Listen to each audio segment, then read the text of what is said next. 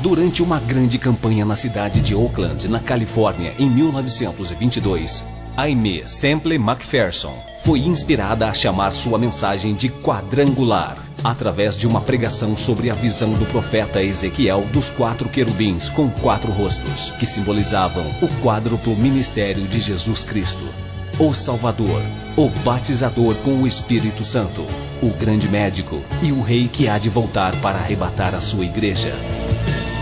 Sua mensagem nunca mudou, mas recebeu nova ênfase quando ela começou a proclamá-la com o nome dado por Deus. Evangelho Quadrangular.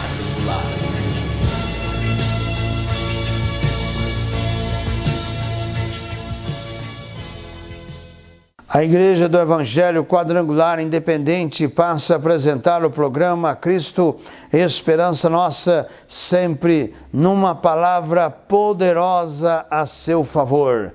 Esteja conosco e dentro de alguns instantes estaremos formando a cadeia da prece poderosa, quando estarei orando, intercedendo a Deus em o nome do Senhor Jesus Cristo, a seu favor, a favor do seu lar, a favor da sua empresa, do seu comércio, a favor de todas as suas necessidades. Creia que o Senhor Jesus tem a bênção, tem a vitória que você necessita.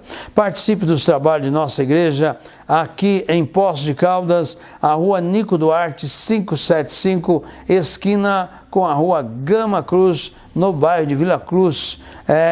Todos os domingos, às 18h30, 6h30 da tarde, nós temos a Noite da Bênção para a Família, a corrente das 7 curas para a família. Você e toda a sua família é o meu convidado para estar participando conosco da Noite da Bênção para a Família. E todas as quintas-feiras, às 19h30, 7h30 da noite, nós temos a Noite da Libertação e Cura Divina, quando estaremos orando a favor das pessoas enfermas, problemáticas, perturbadas, pessoas desenganadas pela medicina, pessoas com depressão, pessoas que já se envolveram com espíritos, com entidades demoníacas, pessoas que já fizeram consulta aos mortos. Venha participar da Noite da Libertação e Cura Divina. O Senhor Jesus tem a bênção, tem a vitória para a sua vida.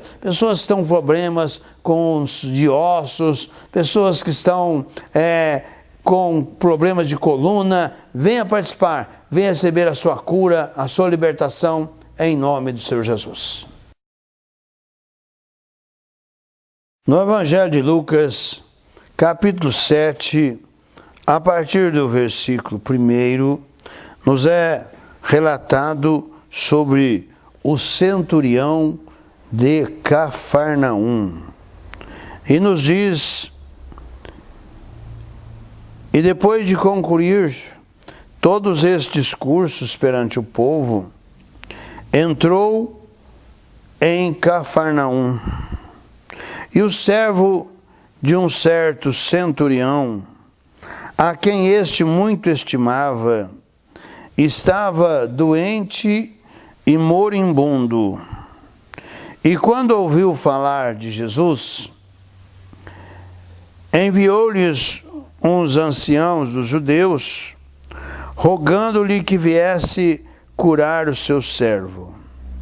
E chegando eles junto de Jesus, rogaram-lhe muito, dizendo: é digno de que lhe conceda isso, porque ama a nossa nação, e ele mesmo nos edificou a sinagoga. E foi Jesus com eles. Mas quando já estava perto da casa, enviou-lhe o centurião uns amigos, dizendo-lhe: Senhor, não te incomodes, porque não sou digno de que entres debaixo do meu telhado. E por isso, nem ainda me julguei digno de ir ter contigo. Dize, porém, uma palavra, e o meu criado sarará. Porque também eu sou homem sujeito à autoridade, e tenho soldados sob o meu poder, e digo a este vai, e ele vai, e a outro vem, e ele vem, e ao meu servo faz isto, e ele o faz. E ouvindo isto, Jesus maravilhou-se dele, e voltando-se disse à multidão que o seguia: digo-vos que nem ainda em Israel tem achado tanta fé. E voltando para casa, os que foram enviados acharam são o servo enfermo. Evangelho de Lucas, capítulo 7, do versos 1 ao versos 10.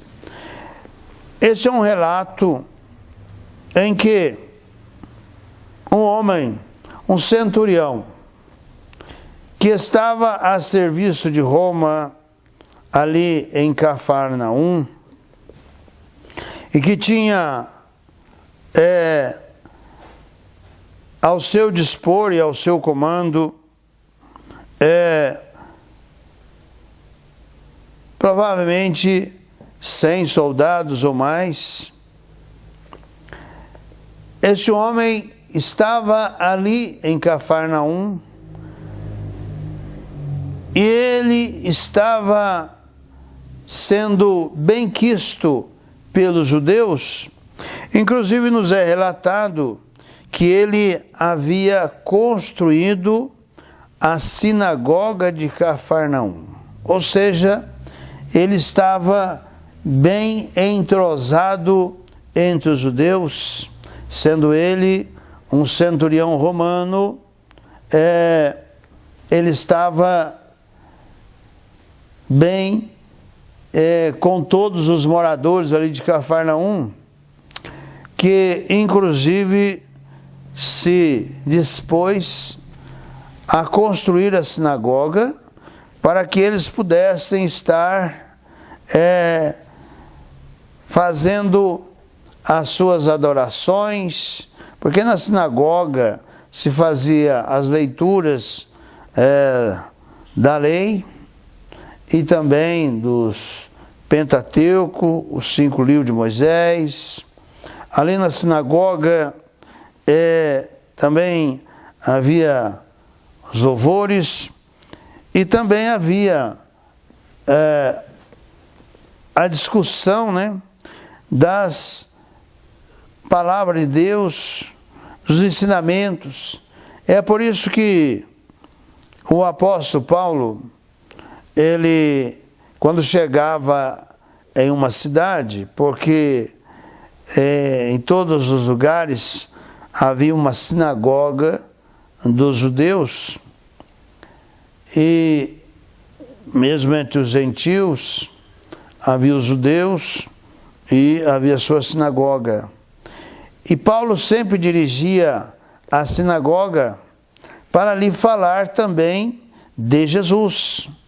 É porque na sinagoga é que se anunciava as novidades e se anunciava a palavra de Deus, e também Paulo se aproveitava para testemunhar. E foi nas sinagogas que o apóstolo Paulo iniciou a sua evangelização. Porque quando ele pregava nas sinagogas, anunciando Jesus, muitos judeus se convertiam a Cristo, se aceitavam a mensagem do Evangelho, assim como judeus, como gentios. Portanto, havia uma admiração por este centurião, pelo fato de ele estar bem próximo dos judeus, de amar os judeus e até mesmo ter construído esta sinagoga. E agora, esse centurião, o evangelista Mateus, no capítulo 8 do seu evangelho, dos versículos 5 ao 13, ele informa que este escravo, era um escravo do centurião, que ele estava endemoniado e paralítico, estava atormentado. E então, este centurião, ele enviou os anciãos dos judeus, ou seja, os líderes, os rabinos dos judeus, foram enviados por este centurião para rogar a Jesus que viesse para libertar o seu servo, o seu escravo, que estava naquela condição. Porque, embora fosse um escravo, mas ele era de autoestima daquele centurião. Provavelmente, aquele escravo deveria ser uma liderança ali na casa do centurião.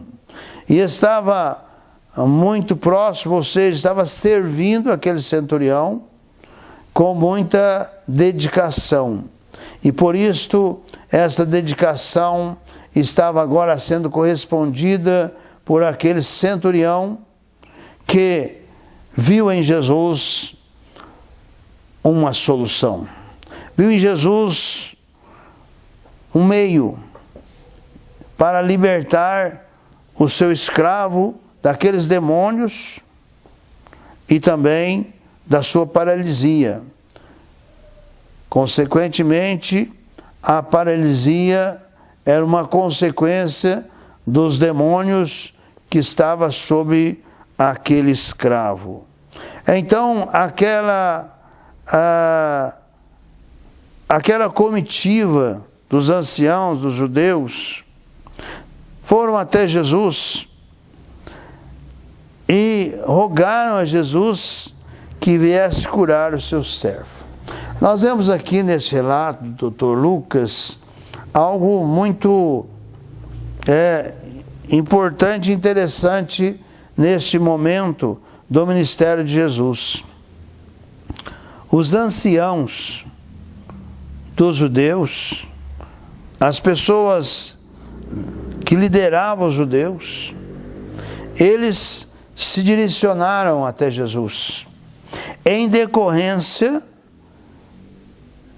de que aquele centurião estava muito próximo dos judeus e de alta estima dos judeus, principalmente porque ele havia construído aquela sinagoga de Cafarnaum. Por isto, houve um rompimento aí da religiosidade daqueles anciãos. Agora, como eles foram solicitados por aquele centurião, eles não puderam negar esse pedido do centurião, porque aquele centurião agora queria que eles correspondessem com ele a respeito daquilo que ele havia feito. Então houve um rompimento, porque os anciãos, eles estavam sempre criticando Jesus, sempre também ao lado dos fariseus, eles estavam combatendo Jesus, mas agora houve um rompimento, porque agora eles foram a pedido do centurião. E eles rogaram a Jesus que fosse até a casa do centurião para que pudesse atender o pedido daquele centurião. E eles disseram aqui no versículo 4: é digno de que lhe concedas isto. Ou seja, esse centurião, ele é digno de que tu possas curar, libertar o seu criado. Porque a justificativa daqueles anciãos era que aquele centurião, diz o versículo 5, porque ama a nossa nação, e ele mesmo nos edificou a sinagoga.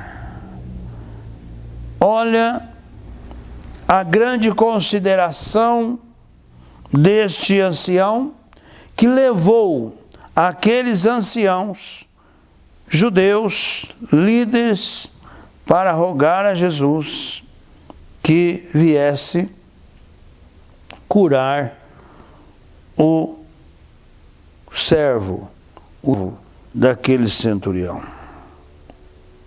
Havia uma justificativa, havia uma motivação para que aqueles anciãos se chegassem até Jesus.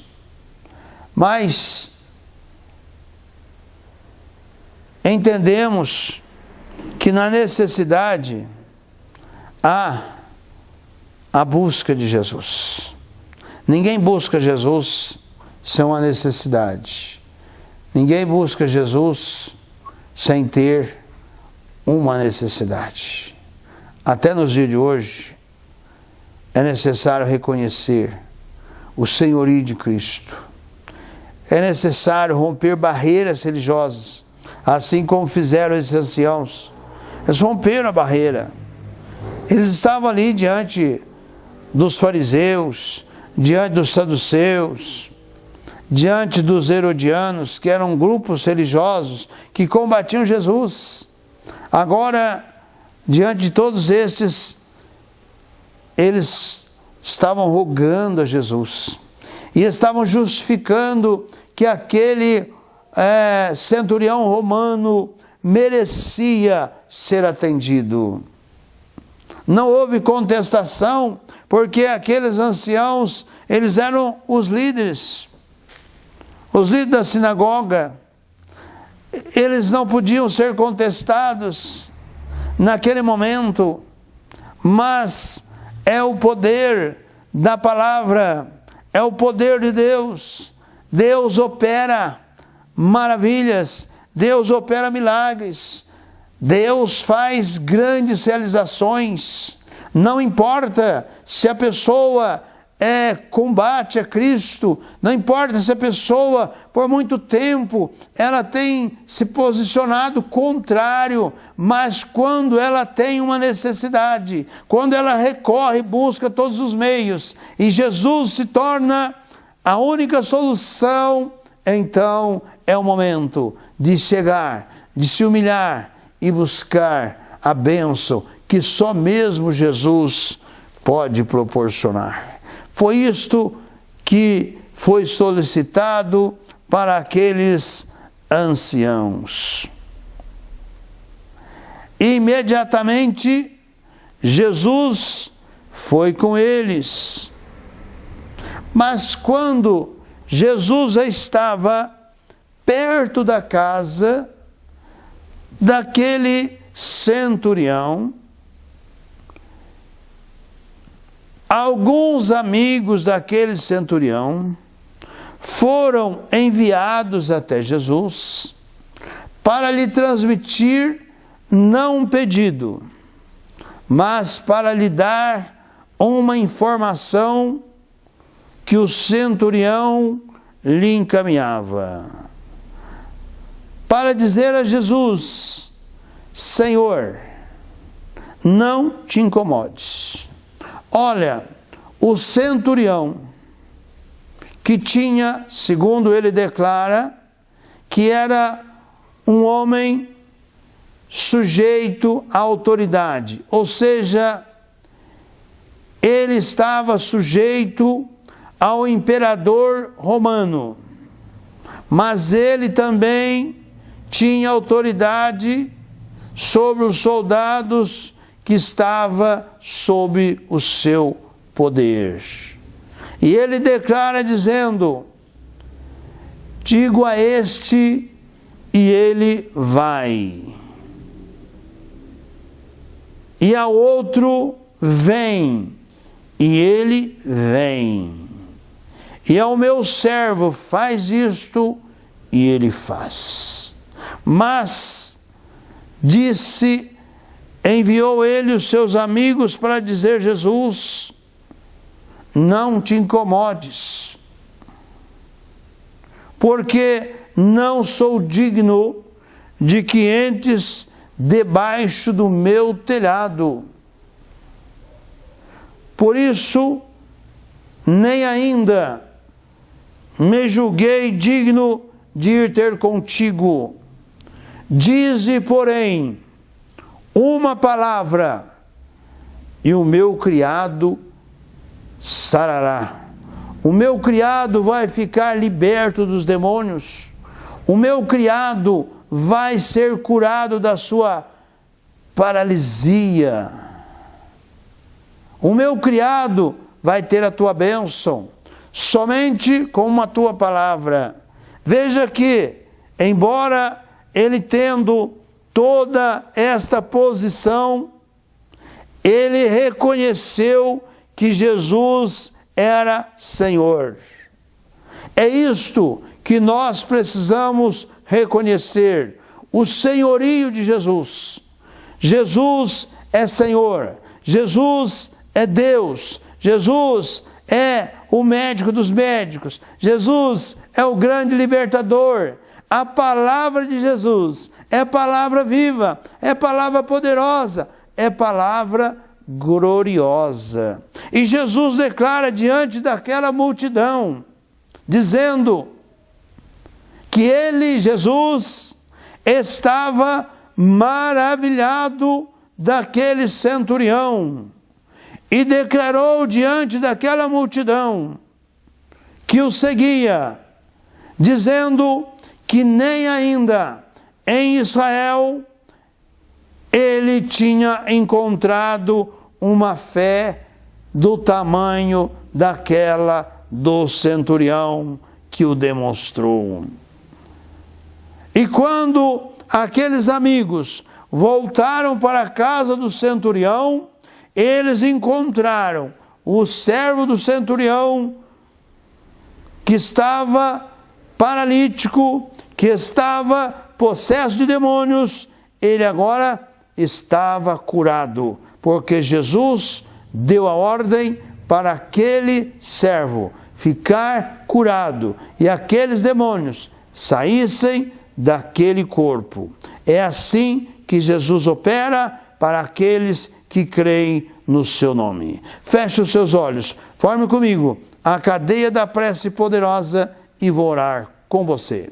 Senhor Jesus, de todo poder, de toda graça, no teu santo nome, ó Cristo amado, juntamente com esta vida, Senhor, que está crendo nesta tua palavra, que está crendo no teu nome santo e glorioso, para receber, Senhor, a cura, receber a libertação, receber a paz, receber a vitória que precisa na sua vida, no seu corpo enfermo e doente, na sua casa, no seu lar, na sua família, na sua empresa, no seu comércio. Toca nesta hora com a tua bênção, porque no teu santo nome, ó Senhor Jesus, eu me levanto nesta hora contra todo o poderio das trevas, obras da feitiçaria, obras da macumbaria, espíritos escravizadores, espíritos dominadores, espírito da paralisia, espírito da doença, espírito da enfermidade, espírito da violência que paira sobre essa vida.